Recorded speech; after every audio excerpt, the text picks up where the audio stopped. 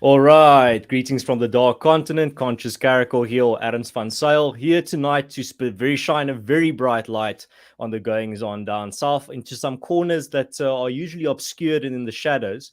And here to help me do that is my AfriForum colleague, Rainer Dievenage. He's also a campaigns officer at AfriForum, and he wrote a very comprehensive and interesting and relevant report very recently on, firstly, it documents the failings of the ANC over the past couple of years. So not over the past 28 years, but just in recent memory, and which includes service delivery areas such as energy provision, policing, education, and transport infrastructure.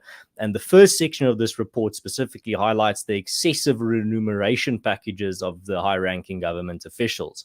And that's also something important to take into account to contrast that too. So tonight, join us for a conversation about a de-developing country, and we're going to be describing the de-development, some of the things behind it. So welcome on the show, Rainer. I'm looking forward to going a bit more in depth into your report, because I think it's very relevant and important. Oh, thank you, Aaron. It's a pleasure to be here. I look forward to the conversation. Right. So firstly, let's just sketch a scenario. You get the opportunity to pitch your report after it's done to let's say a high-ranking government official in a foreign country, or someone that's just an important figure in South Africa that needs to see this information. You only have a limited amount of time, almost like an elevator pitch. What would you tell them why this report is important and worth their time? Well, just to sum it up very briefly, I think what this report shows is that the ANC government is failing in a number of key service delivery areas, as is shown in recent audits by the Auditor General, as well as in other media reports and other valuable sources. And the fact is that this is telling us two things. The ANC is failing both on a practical level to provide services and service delivery and infrastructure, but also on an ideological level, because the ANC is a massive supporter of centralization and government infringement in the economy. And these two things lead us to the next point, which is that civil society and ordinary citizens need to recognize and realize the urgency with which they need to state-proof themselves. And the way to do this, we're going to get to that, but that is by following an approach of doing it by yourself. In Afrikaans, we call that self-doen. And moving on to the real solution, South Africa is much better suited as a country also to a community-based federal political system, which would be less susceptible to the centralized government's failures. Yes, another term that goes with self-doen is staatsbestand, meaning state-proof. And I think that's a lot of the solutions that we specifically working in the solutions industry, if I can call it that. We're working on state-proof solutions, but specifically also community-based solutions. I think that's one of the things that the Americans are going to maybe start giving a lot more focus on. Invest a little bit less of your effort and time and sweat and tears into party politics and a bit more into organizing your communities, and a lot can be done. That's one of the lessons that we've learned here in South Africa. All right, just another introductory thing that I wanted to know before we get into the meat of this report is, the ANC has been failing not for just a few years, they've been failing for decades. What prompted this year now you to write this report? What's behind it? Why do you think it's so specifically relevant? Maybe not just in 2022, but in the years now ahead. Yeah, well, it was a number of things. It was due to the reports in the media and in the Auditor General. The main thing that triggered it this year is also that the ANC announced a retroactive salary increase for high-ranking government officials in the middle of this year. And there was a lot of outrage due to this salary increase. And this salary increase was it was deemed necessary to cope with the rising cost of living in South Africa. So that played a big role in thinking about the question of whether the ANC's exorbitant pay packages and all their salaries are justified by the government's performance. And then, of course, that led to an analysis of recent failures. It specifically looks at the first Ramaphosa full cabinet term. So it's called the Ramaphosa second cabinet. It's when he first took oath as president and named his first cabinet for a full period of time. And yeah, it looks at the recent failures of the ANC, which we have to remember. When Ramaphosa was sworn into office as the president, there was this Ramaphoria, is what it was termed back then.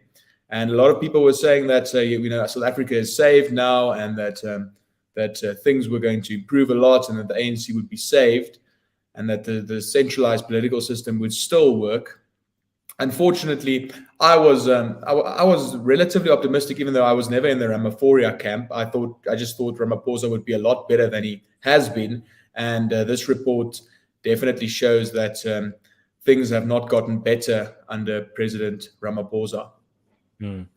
Before we get into the benefits, can you just elaborate a little bit on those salary increases, or the types of salaries that government officials are currently earning?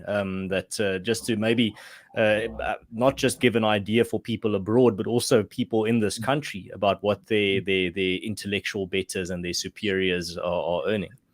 Yeah. So I think it's easier. We don't have to just mention it in rand terms. I'm going to mention it in the way in per capita dollar terms.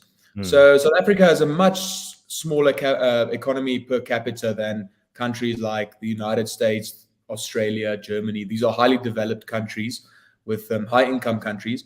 And even when you look at, if you compare salaries of our high office bearers, if you compare the salaries with a country like the USA or like Germany, in dollar terms, those salaries are very much similar. So they compare fairly well to highly developed countries. Now, when you compare our high-ranking public office bearers' salaries to other countries in our GDP. I'm saying BBP because I'm used to the Afrikaans term. It's GDP per capita. Sorry, let me just put that on the record. I'm not talking about some foreign concept. I'm talking about GDP per capita. If you compare that to countries like Thailand and Botswana, and they're in a similar GDP per capita category as South Africa, and in those countries, if you compare the salaries, South Africa's public office bearers earn nearly twice as much. Now, that's the one part of it. So our public office bearers are much more highly paid than other countries. The other thing is we have a very large cabinet. So our cabinet consists of 28 members, whereas the United States, they have a cabinet of 15 members. It's the largest economy in the world. They have a massive government. They only have 15 cabinet members. We have 28. So it's also one of the largest cabinets in the world.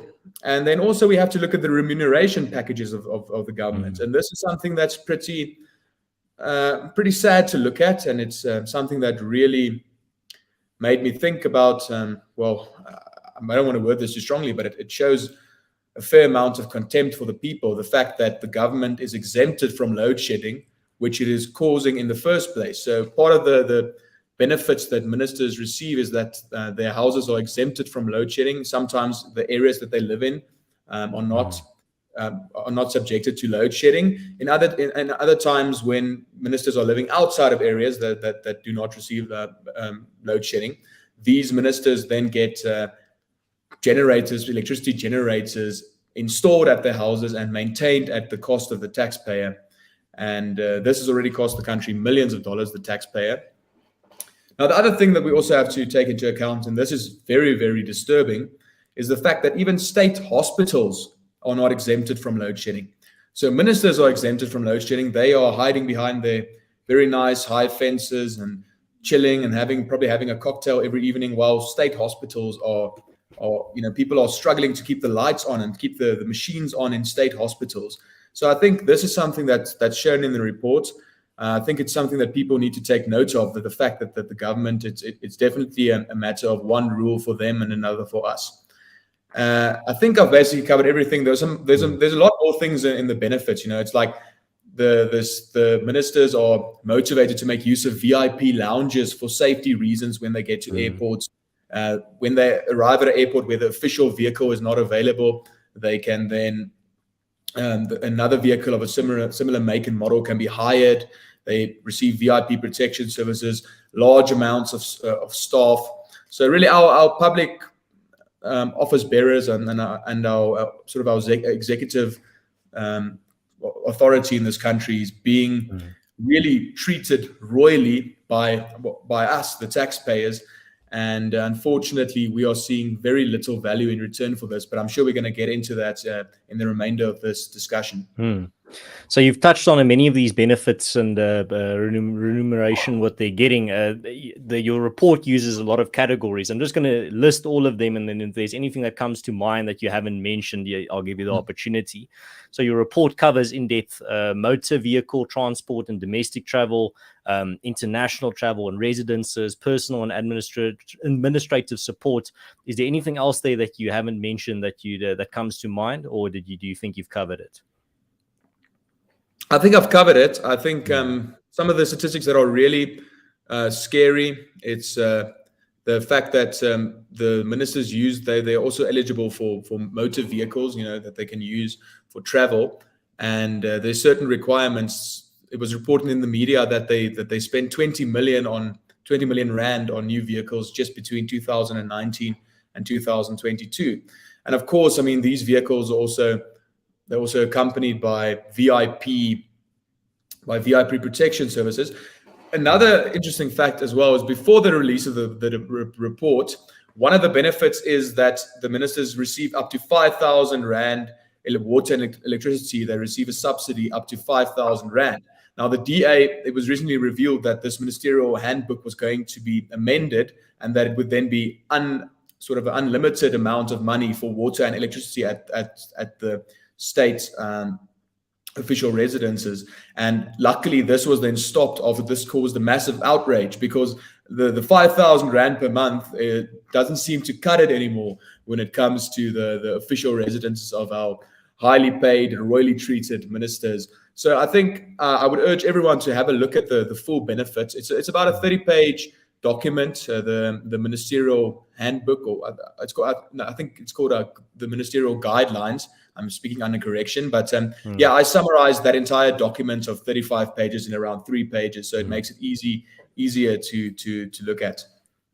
Right, and it just immediately comes to mind. I remember Ramaphosa saying, I don't know if it was President Ramaphosa this year or last year, where he said ministers are struggling to make ends meet with their salaries per year, and then you go look what they earn, and they earn about 2.2 million rand per year. I mean, that's just, to be able to say that just shows the absolute discontempt. You use the word contempt. I would strongly think you should. If you just look at it can't just be ignorance of the plight of the average person in South Africa. There has to be some awareness that this is not fair. This is absolutely just excessive hedonism, especially with 2.2 million rand a year. How can you make that point that they're struggling to make ends meet? What are they spending that money on? Yeah, I mean, in my report, it's that ministers, according to my reports, that's 2.47 million. So it's 2,473,000 for ministers, and premiers take home 2.3 million. Ministers. So it's 2.47 million for ministers and 2.3 million for premiers. That's after the recent increases. Now, yes, it's absolutely shocking when you think about a country that has, earlier this year, we had an unemployment rate of 46.2%, according to the broad definition of people who have given up looking for jobs. And it's absolutely outrageous that you take home a salary and you are contributing to the fact that we see such extremely high levels of poverty. I mean, 46.2%, that's basically, people ask themselves how it is even possible for a country to exist with such a high unemployment rate. So that's one thing. The other thing as well is that the government, it enjoys this role. And I think we're moving into different territory, but it's paying subsidies to about 46% of the population. But it's frankly very insulting, because a lot of these subsidies still leave people below the lower bound poverty, the upper bound poverty line. So it's really outrageous. You make a very good point that if you're taking out home 2.47 million, while we're in a country that's also reaching a fiscal cliff, where the state salaries, our debt, and the social welfare payments are almost amounting to more than our country's entire income. So those expenses are almost amounting to more than the country's income, and it's simply unsustainable. And it should be any of public office bearer with some self-respect would not be morally, or would think that this is unconscionable.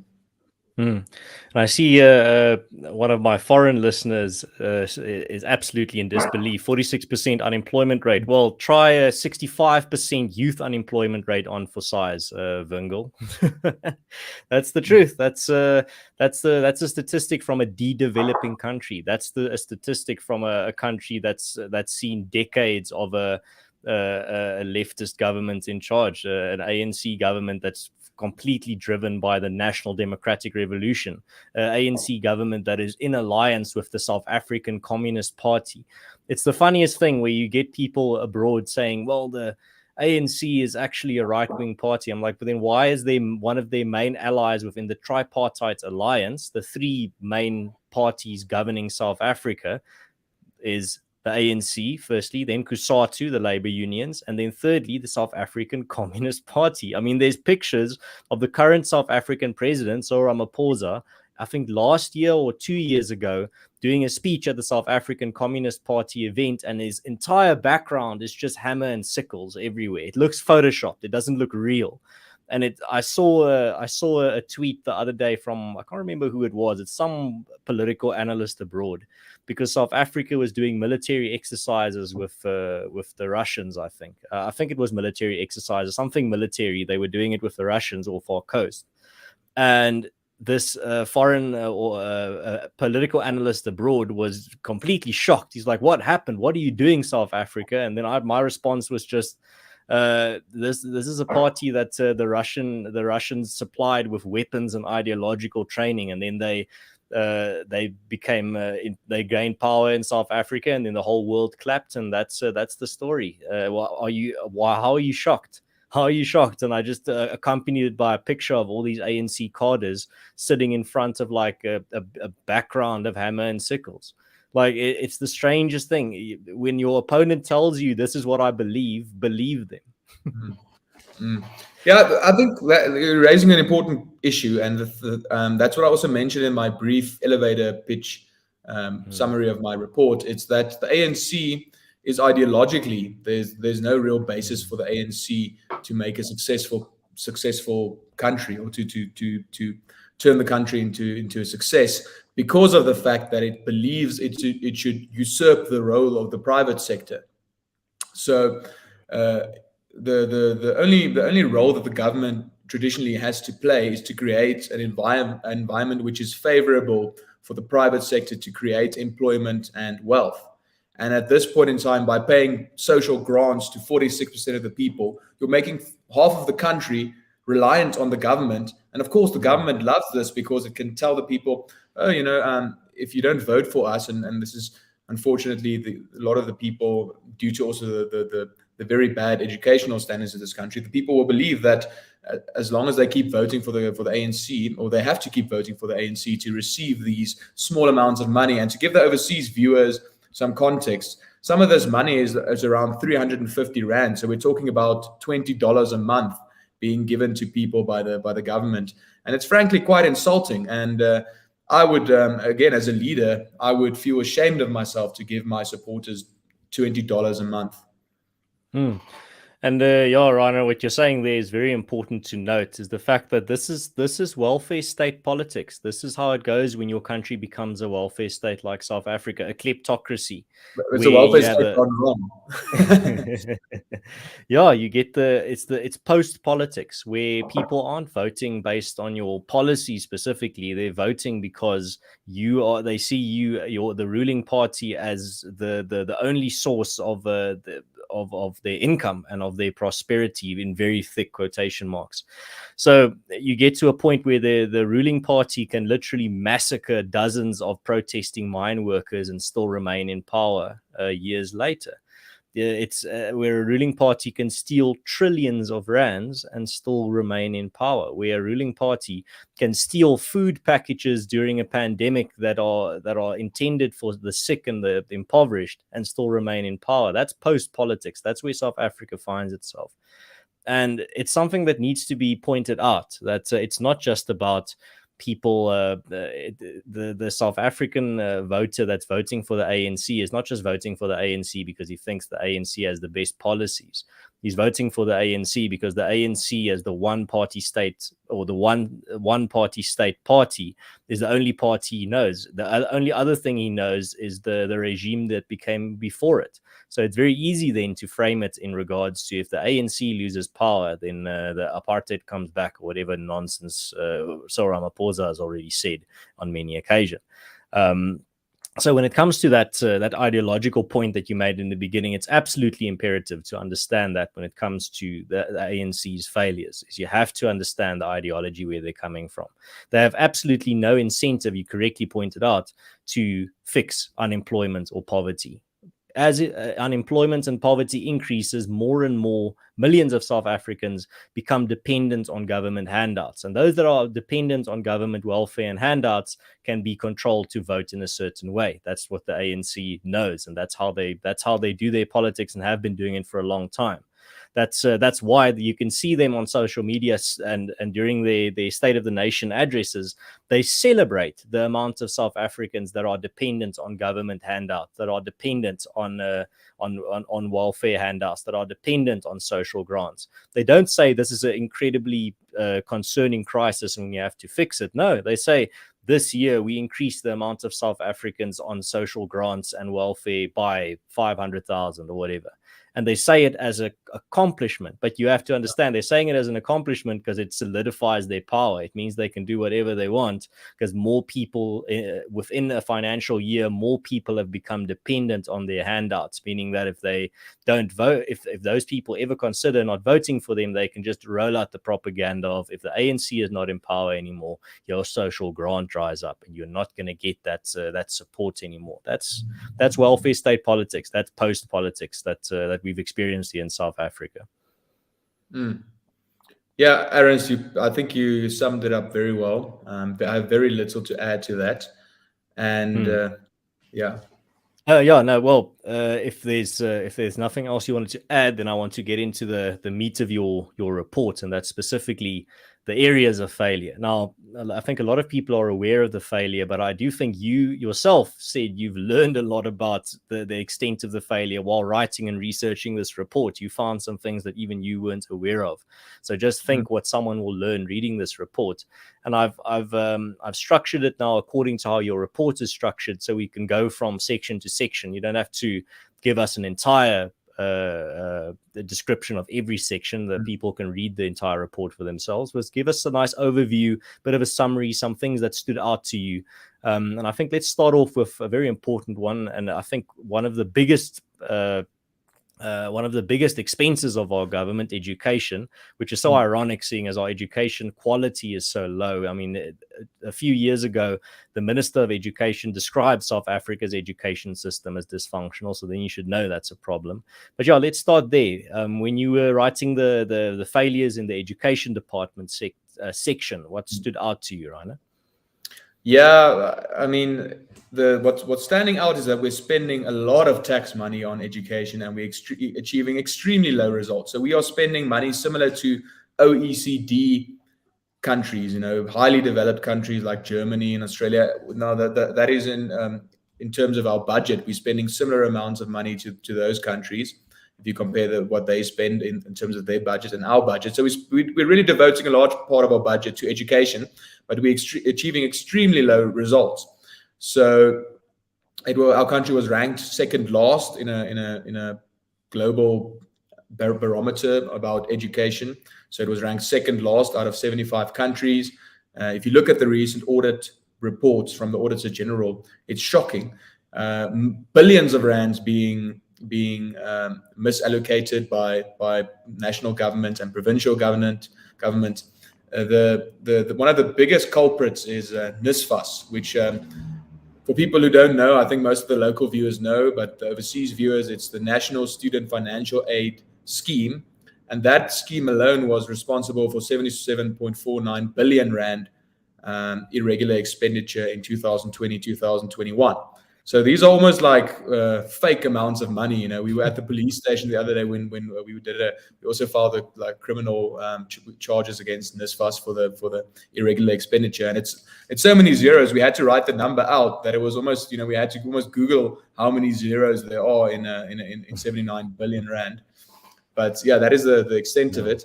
And of course, now these are just numbers that we're throwing around, but this is reflected in the pitiable state of the educational infrastructure.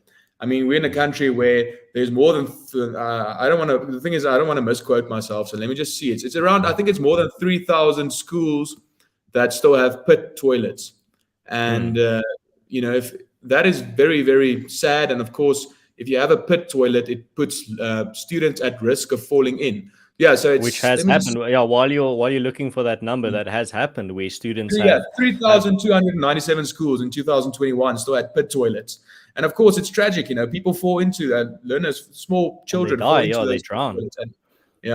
So, and then 250 schools were without water, and 248 schools had no sanitation at all. So these aren't just numbers being thrown around. The last point that I like to make, and this is about it was around 400 million that was spent on sanitizing schools during COVID-19, and the Solidarity Movement built an entire world-class education or vocational college campus for Saltec for around 300 million. So on the one hand, you have an educational or vocational college campus, world-class, built for 300 million. On the other hand, you have the provincial ANC government spending around 400 million sanitizing schools.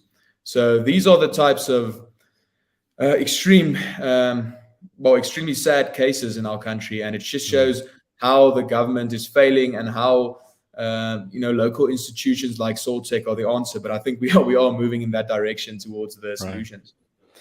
The next section is public enterprises, and just to make sure everyone's on the same page, can you just very quickly give a brief definition of what, or just an idea of what a public enterprise is, and then you can give us some idea of what you found under that section.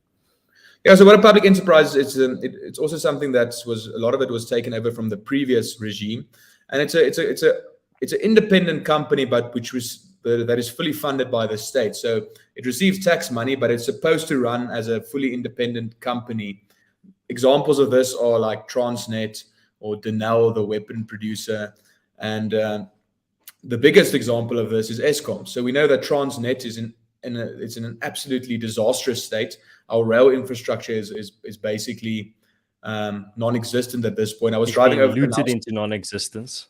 Exactly. Then the minister himself said they can't control the looting anymore of the rail infrastructure. And then I was driving over the Nelson Mandela Bridge the other day, and you just see like a giant sort of train graveyard there. You just see hundreds of trains that will never ever drive again. So we have that, and the biggest concern is, of course, Eskom. So in our country, we have a monopoly energy provider, or near monopoly. I mean, it provides, you could just basically say it's a monopoly, even though there are like small amounts of power that's being generated by companies other than Eskom, but it's a monopoly power utility.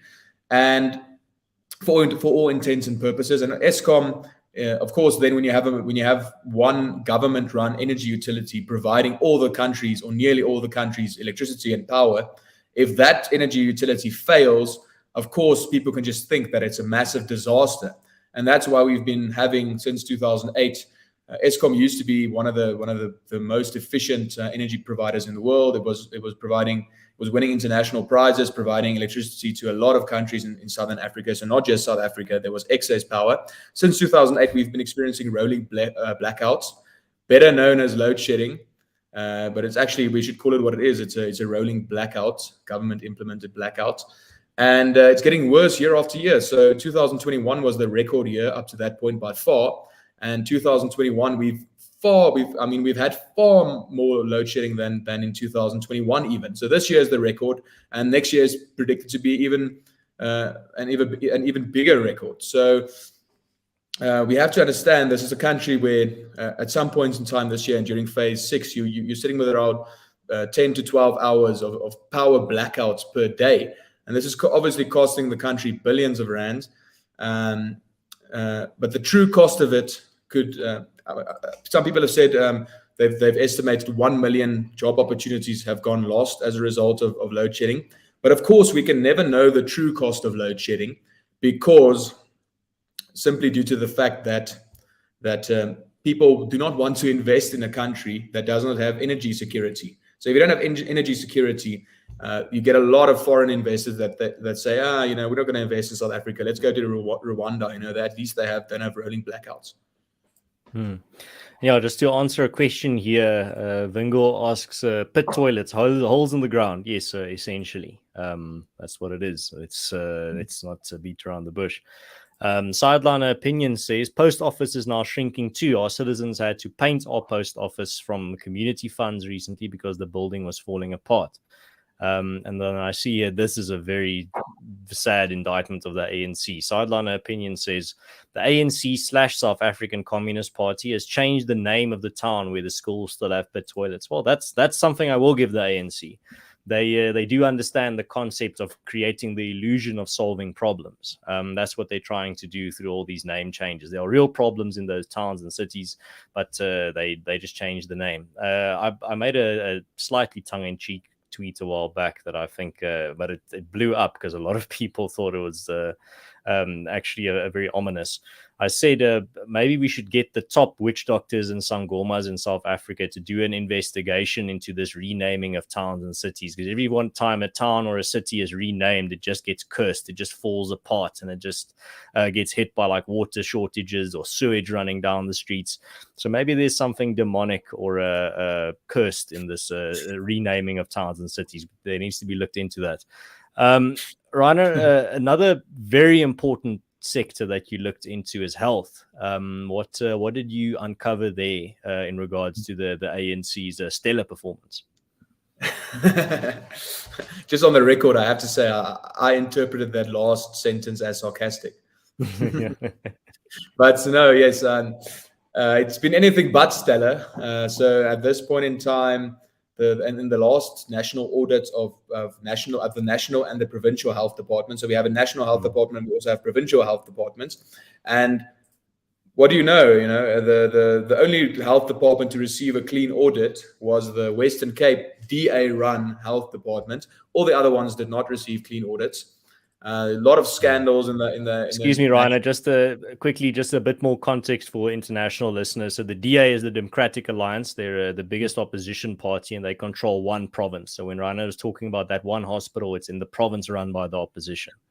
Yeah, and I have to take it shows that it can be done. I mean, they have it's not just the one; it's the whole provincial health department in the Western Cape which received a clean audit. All the other ones did not, and it's extremely troubling now. It's also the case that we have an extreme shortage of doctors, and this is also logical when the health sector and the public health system is being mismanaged to the degree that it's being mismanaged in South Africa. And a lot of our doctors are also immigrating, which is a very concerning trend. In 2019, we had around, I have to check the specific numbers.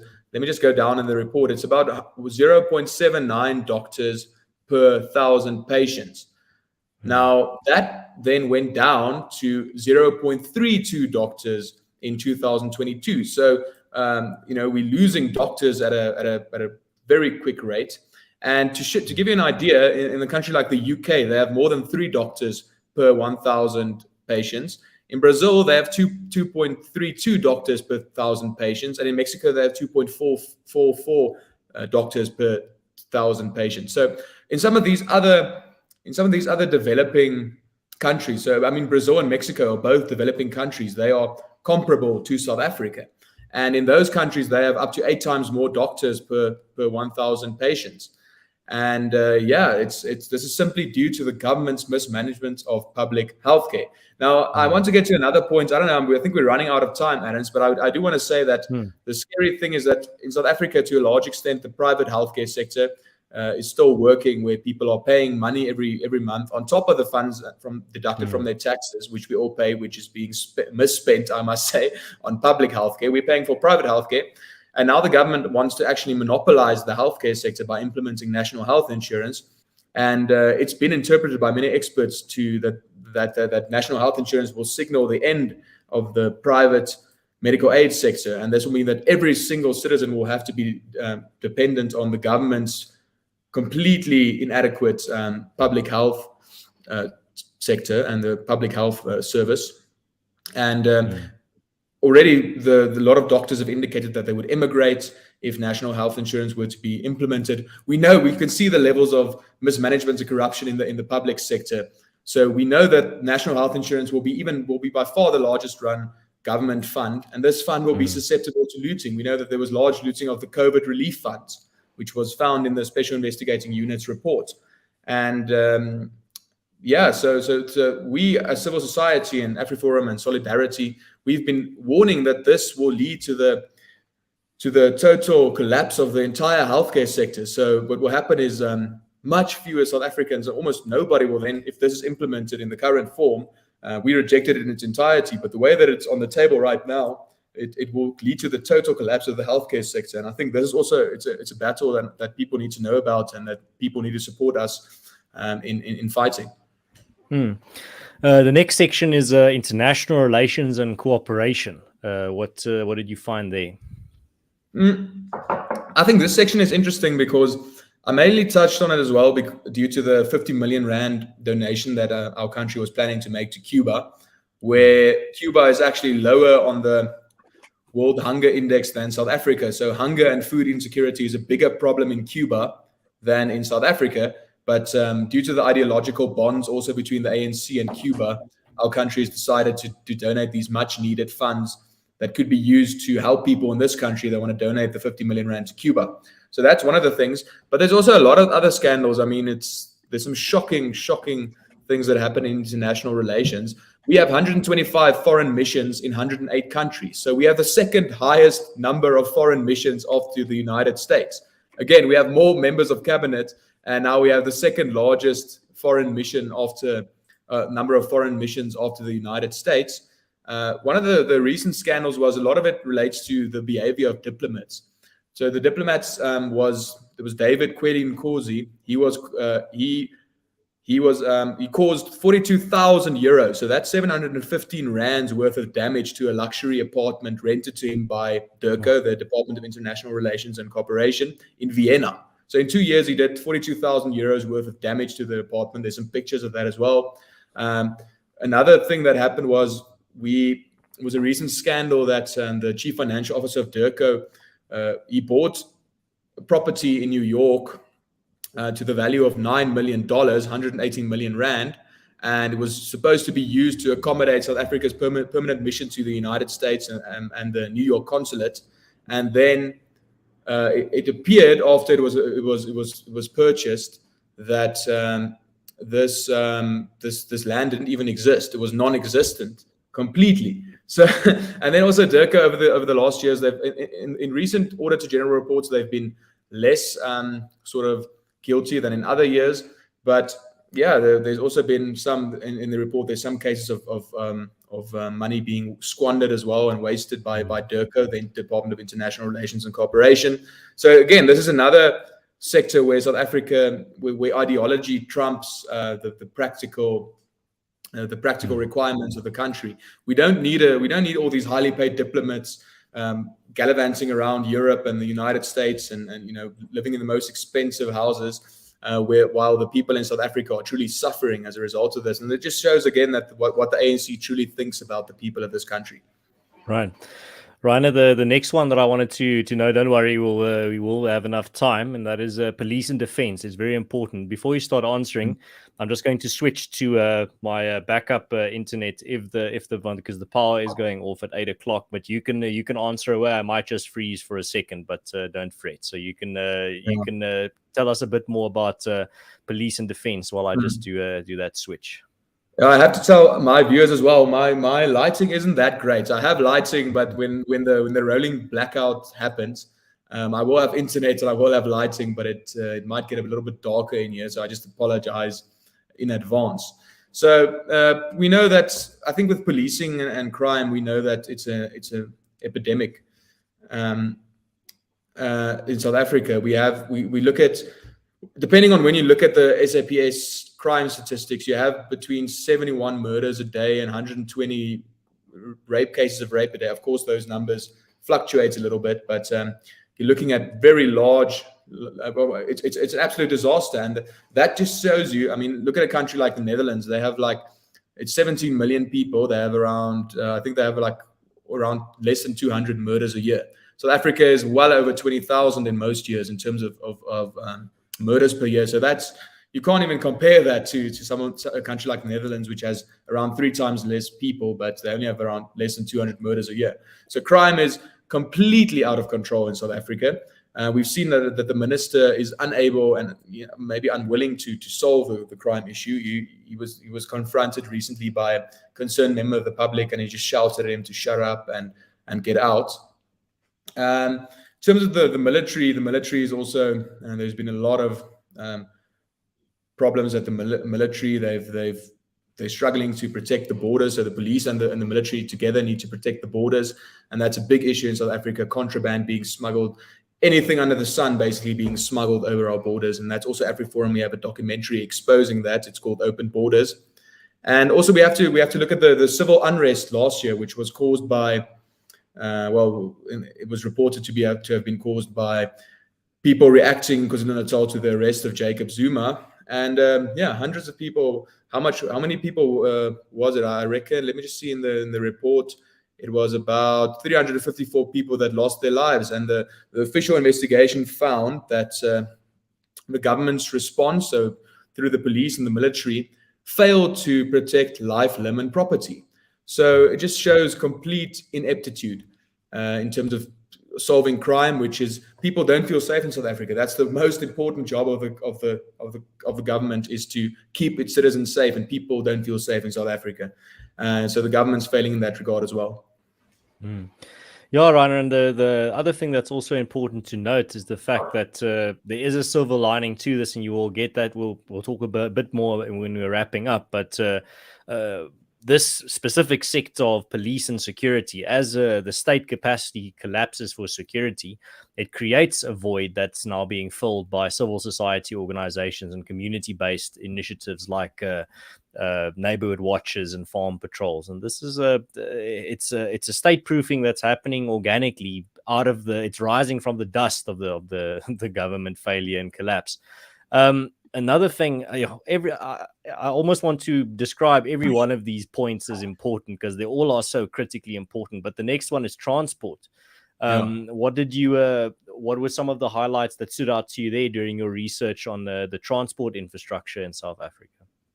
Yeah, I mean, there's a lot of irregular expenditure. There's a lot of fruitless and wasteful expenses that we expose in the report. So I'm not going to bore people too much with the exact findings. They can all look at it in the report. There's so much wasted money in the Department of Transport. And I mean, when you look around yourself in South Africa and you see the potholes in the roads and you see the nearly collapsed railway infrastructure, I mean, it makes sense that so much money is truly being misspent by this government department.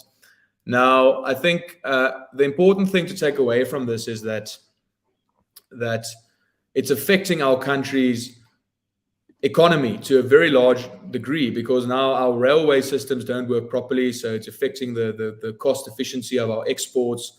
Also, it's affecting our imports as well.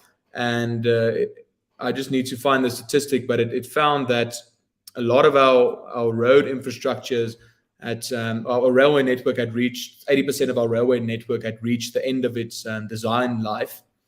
And we know that the roads as well, they are in extremely bad situation. And another aspect of this is that in terms of the renewal of licenses, that has been an absolute disaster. So that's an issue that you know intimately. Yeah. That's. I mean, we also have a court case against that to get the 5-year license renewal period scrapped, because we say that the legislation is inadequate, but also that there's a lot of practical reasons. Some of those reasons are during the COVID-19 pandemic. The government claims that this backlog had been created, where the government was unable to process all the driving license cards renewals, and it was and this year it was reported that this backlog was 2.5 million driving licenses that the government was failing, due to its own sort of insufficiencies and its own inadequacies. The government was failing to renew driving licenses. So people wanted to follow the government's laws. They wanted to renew their driving license cards, but due to the government's failure, they weren't able to do so. So again, I think in terms of the government departments that are being badly run, transport is certainly up there, and we know that there's a complete lack of leadership. Earlier this year, the minister Fikile Mbalula, he tweeted that he landed in the moon, which doesn't even make sense to me. I mean, how can you land in the moon? He just tweeted it like early in the morning, and it's just fine, just people. And I mean, it's just absolutely. We're being ruled by clowns, Reiner. That's the thing. It's not just incompetence. It's people that are not serious. It's, I mean, when you make when you make a party of clowns the ruling party, it doesn't make that ruling party a ruling party of statesmen. It turns your country into a circus.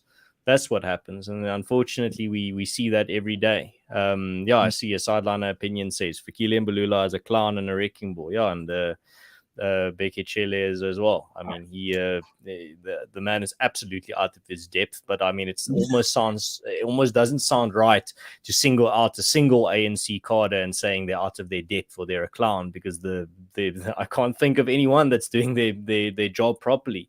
They all appear out of their depth. They all appear as if they're just put there because they have the right ANC connections. But that's the nature of living in a kleptocracy. Yeah. Before we move on to the next point, I just want to say what I also did in this report was I was also trying to be very objective. I wanted to look at some government success stories. Like, obviously you can't just write negative things and not focus on the positive things. But the scary realization was that there's literally almost nothing to report on. I could not find a single department that the government was really, truly running successfully. So, as you described there, you're incentivized to find at least one or two positive things to show that you were objectively looking at it. And even while being highly incentivized to find it, you couldn't find it. No, it's tragic. Yeah. Where are we? I think we're moving on to, I think we've reached water and sanitation almost. Water and sanitation. That's the last one before we start wrapping up. Yes. Yeah, I mean, that is a big issue, and something that becoming more relevant as well. Yeah, and it's something that people, it's not directly affecting people at the moment, but a lot of people are predicting that by 2030 we'll have a shortage of water because we are a water scarce country. We know that Cape Town almost ran out of water in 2018, and Kibera was this year. It was also facing serious water shortages. And some towns, are already without water. The town of Hebron in the northwest was without water at the time for at least eight months while writing this report. So the entire town was without water for at least eight months. And another scary thing is that according to a recent business community article, 50% of the wastewater treatment plants in South Africa fail to treat sewage properly, and 39% are in an absolutely critical state. So not only is sewage not being treated properly, another problem is that much of the sewage is spilling directly into the environment before even being treated by the treatment plants. So what we have is that if the government does not seriously invest and seriously improve the standard of governance in the water and sanitation sector, we are seriously looking at water shortages, not 20 years from now, but by 2030. Rana, now you've given us a very detailed summary of many of the key aspects of your report, but just as the author of this report, I don't want to ask you to give me a technical or a more broad answer. I want to ask you, as the author, while you were doing this research, what were some of the key findings to you, not the key findings as stated by the report? What were the key findings that you, as the author, the researcher that was digging into this information, that stood out to you? Adams, I think we've touched on most of it. I think for me, the scary thing is the degree of government failure. If you compile all the media reports and the Auditor General's reports into a single report, and you group them together according to the sector, the governance sector, it's truly a very, very scary. It's a visual way of seeing a government completely falling apart and failing to to perform and failing to deliver crucial services. And it's truly sad to see it. I must say, I was pretty depro, what do you call it? You call it blackpilled, if I'm using that correctly. I was pretty depro and depressed while writing it at some point. At least then the final section of the report then contained solutions, and that cheered me up a little bit. But in spite of the fact that this is a very, very depressing report, I mean, a lot of it is just the governance exorbitant salaries, as well as the failures in key areas of governance. I mean, these are areas of governance that are needed for a functional country. It's needed. It's affecting literally the lives of people. My power is going out in 10 minutes, and we're living in a modern society. So it's absolutely disgraceful. But right. But yeah, so those are the scale of government failure, I think, is truly shocking. So yeah, Ryan, now my final question to you is, you said there was a silver lining and that there is actually still a bit more about this report left that you haven't covered, and that is the way forward. Can you answer or give us an idea of what that way forward is before we say goodbye? Yeah. So the most important thing, and the most important thing that you can take out of this report, is that people and civil society actors. I think Donald Trump is making an announcement. He just interrupted me with the Donald Trump announcement, so we have to finish quickly. But anyways, the government is failing, and this should motivate civil society and ordinary citizens to realize the urgency with which they need to state-proof themselves through an approach of doing on your own. So you can no longer rely on the government as your savior in South Africa. What you have to do is you have to follow the example set by AfriForum and the Solidarity Movement. So in this, I think we are part of this movement, but I think it's a very good example for other people in the country of how you can create a community-based solution, and a lot of solutions for problems that are being caused by the government. One example is, let's take the failing educational system. So in reaction to that, the Solidarity Movement built Soltech, which I referred to earlier in this podcast, which is providing world-class vocational training for people, and then also jobs and skills which are being created in the economy. So it's immensely valuable to this country. Then you have academia, which is a private Afrikaans university, and students from all over the world can study in their home language at academia. So they offer online classes, but also in-person classes on campus. So this is a great example of where you do not have to rely on the government's failing educational system to educate your children, or for young people to be educated. You can take your future into your own hands and create these institutions. And I think that is a very, very good example. Of course, there's a lot more examples. If you know the Solidarity Movement inside out, there's a lot more examples in terms of what AfriForum is doing. So one example is that we know that the police is failing to keep citizens safe, and that is why AfriForum had to act. I mean, that is it's the most basic job of the government that it's not fulfilling, and that's why we have it's around 159 neighborhood and farm watches, and a lot of these times, these farm watches and neighborhood watches, they actually cooperate with the South African Police Service. So it's a ground level, grassroots way of patrolling and keeping communities safe, and it's a very uplifting thing because they share some of their knowledge with the police, and the police share some knowledge with these neighborhood watches and farm watches. And without these watches, the crime scenario and the crime epidemic in South Africa would be even worse. Right. Yeah, so I mean, that is just one example. AfriForum also has 150 branches all over the country, and these branches are very, very effective at providing services that the government fails to provide. So it's fixing potholes, cleaning the environment, and a whole host of other things that I'm sure people that follow AfriForum know about. And that is, that is the way of taking the future into our own hands, building a federalized future where a lot of communities and take hands together, that they cooperate on the basis of of mutual recognition, respect, and they cooperate on issues that are important for all communities. All communities want their children to be educated properly. They want safe, clean communities to live in, and I think that is the only way to get away from the state's failures in South Africa. Rana, thank you very much for your time. Thank you for coming to tell us a bit more about this this very interesting and comprehensive report of yours. I saw here Hendo correctly stated that the full report is linked under the live stream description. That's true.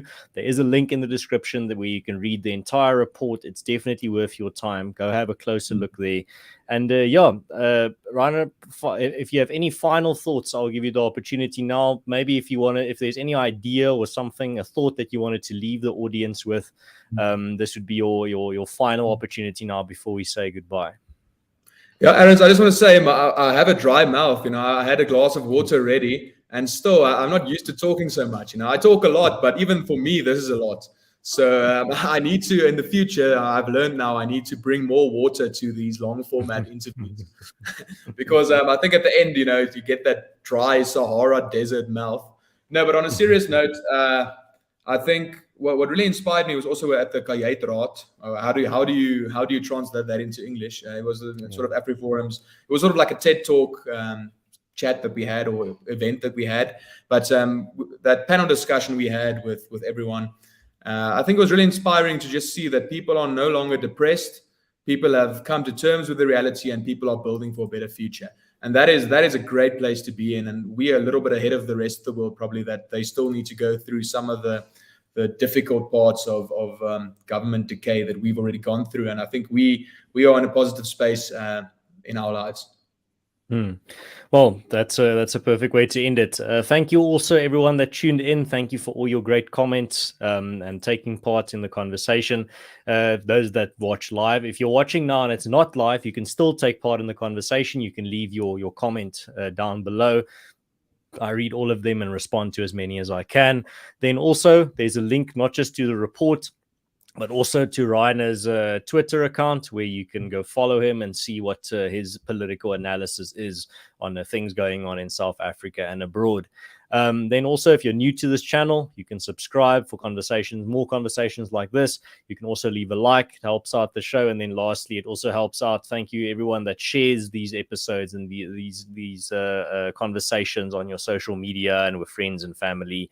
Thank you very much. I really appreciate it. So I hope you all have an excellent week ahead, excellent weekend, and then I see you all next week. Cheers, guys. Have a good one, and God bless.